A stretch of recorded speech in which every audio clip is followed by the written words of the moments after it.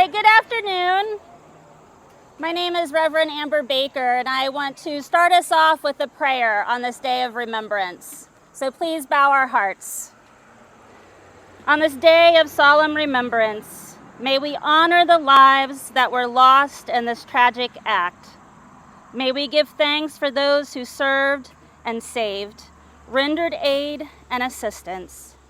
May we give comfort to those who live with loss. May we seek justice and peace where it is within our ability and rely on you, God, when the ability escapes us. On this day of solemn remembrance, may we build what has been torn down. May we mend what has been broken. May we live your love when hate seems to reign. And may we bear witness to the cause of peace. Amen.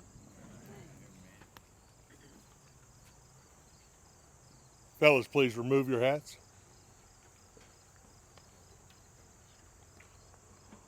Oh, say, can you see by the dawn's early light what so proudly we hailed at the twilight's last gleaming, whose broad stripes and bright stars through the perilous fight o'er the ramparts we watched were so gallantly streaming. And the rocket's red glare, the bombs bursting in air, gave proof through the night that our flag was still there.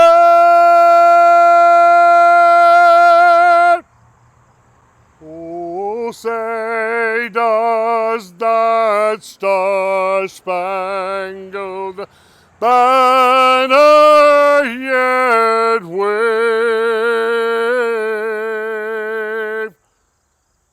o'er the land of the free and the home of the brave?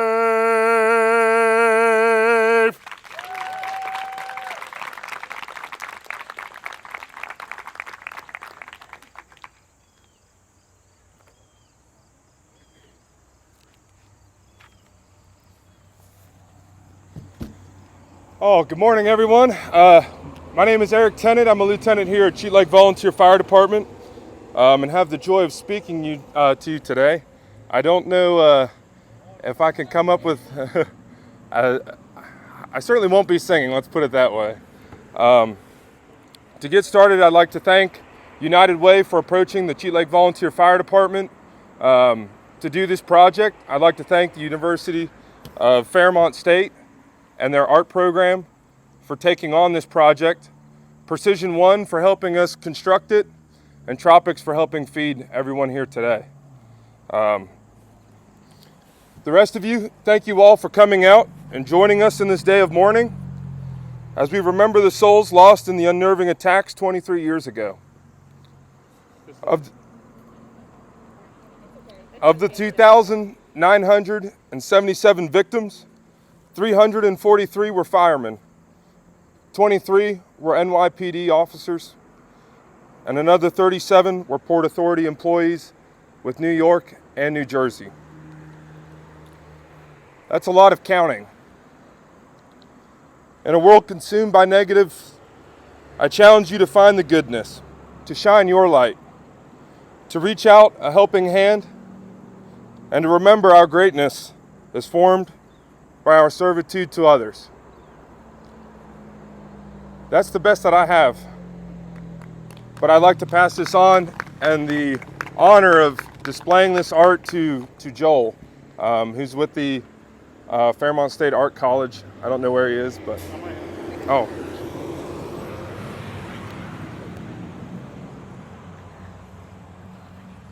I'd ask the students to come up because I couldn't have done it without them. So if you'll come up here and stand with me while I kind of talk a little bit about this project.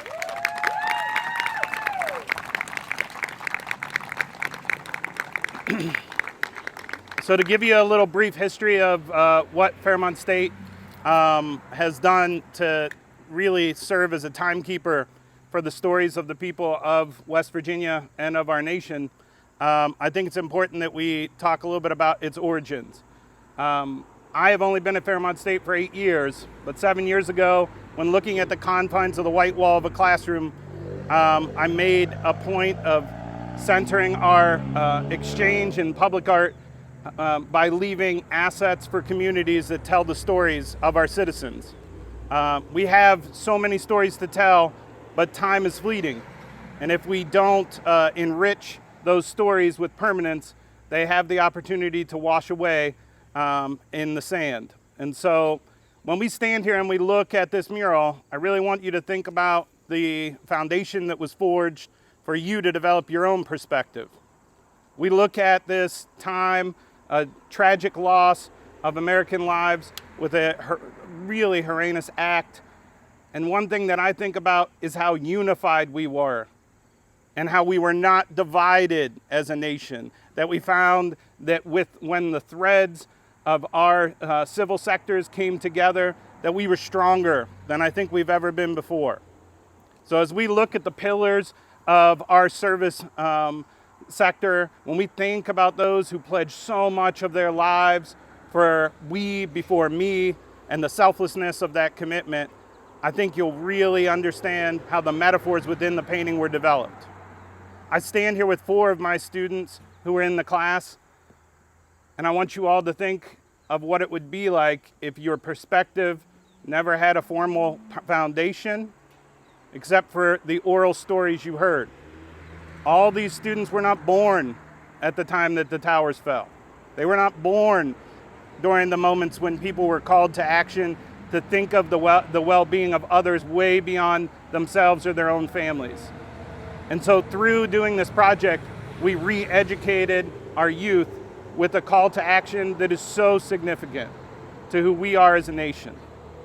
So when you look at the image, you're going to see elements that reflect that union and that togetherness. You're going to see stripes that show up in the back of the clouds of the sky from the midway point, and that red, white, and blue serves as a band that links us all. You'll see elements that reference a tree that still exists there at Ground Zero and blooms and loses petals every year in a remembrance of all of the lives that were given that day. But most importantly, we have young people that are called to action and understand what it means to give back to their community. Our portion was 100% fundraised. My services were 100% donated. There is no part of this that is about me. We is the foremost commitment. Thank you all for coming. Students, let's take down these covers.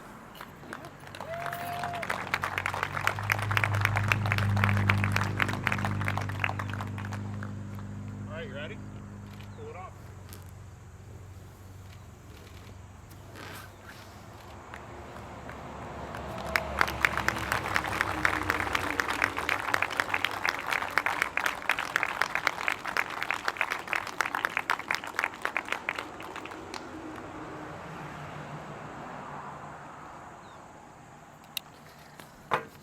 Joel, I want to thank you. What a beautiful display. The students, can we give them another round of applause for all of this? Thank you so much. I'm Brandy Helms. I'm the Chief Executive Officer at the United Way, and I want to thank everybody for being here today. And thinking about putting some thoughts together, I realized and thought that I would mention that I am the wife of a veteran and a first responder. And so I had a preview of the mural, and it really touched me, and I hope that it'll hold a deep meaning for everybody here as part of this day. It's a tribute to the first responders, veterans, volunteers, and everyday citizens who came together after September 11th. It's a reminder of the unity and the strength that we share in difficult times and how the spirit of service endures. And Joel is certainly an example of that, of what he's doing with his students and re-educating them of this experience that happened to all of us. I would be remiss if I didn't mention some of the folks that were an integral part of this. This project wouldn't have been possible without the collaborative efforts of lots of partners and organizations. At the United Way, we worked diligently to secure some necessary funding to make this come to a reality through some grants and partnerships with key stakeholders. We're fortunate to have received contributions from your community foundation, which is over here, yes? And the Arts Council of the Greater Morgantown with funding from the City of Morgantown, the Monongalia County Commission, and the Douglas H. Tanner Memorial Fund for the Arts. So thank you to all of them for their support. Also, we received some grant funds from the West Virginia Department of Arts, Culture, and History, which helped make this unveiling a reality. The mural itself is brought to life by the talents of Fairmont State University, who turned this vision into a stunning tribute. We'd also like to express our sincere gratitude to all the folks here at the Cheat Lake Volunteer Fire Department. Eric, thank you for jumping in with us on this. And Whitney, thank you for all of your help and assistance throughout this process. We want to make sure this tribute continues to be seen and appreciated by many in our community. And I want to have BJ come forward. I know that Eric mentioned BJ from Precision One Builders for his time and expertise, but I want to thank him as well. Yay, BJ, thank you. BJ really helped and came out on a Saturday to help with the installation of this. And so we really want to give you a thank you for all that you've done, stepping in and helping us out. So thank you so much for that. Yeah. We also want to thank the Cheat Lake Rotary and Lamar Advertising. We have representatives of those folks here today as well for their generosity in making this project a success. Their involvement demonstrates how much we can accomplish when local businesses and organizations come together with a shared purpose. So with that, I invite you to stay and have lunch, share stories, have conversation. And I want to thank Jeanette Lewis, who's standing up here in the red. Jeanette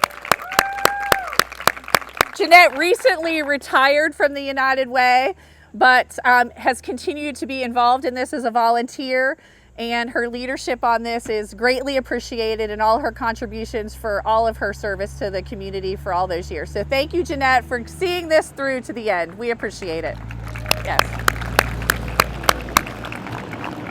So with that, we have lunch inside from Tropics, and we thank you all for coming out this afternoon and hope you get an opportunity to enjoy this. Thank you.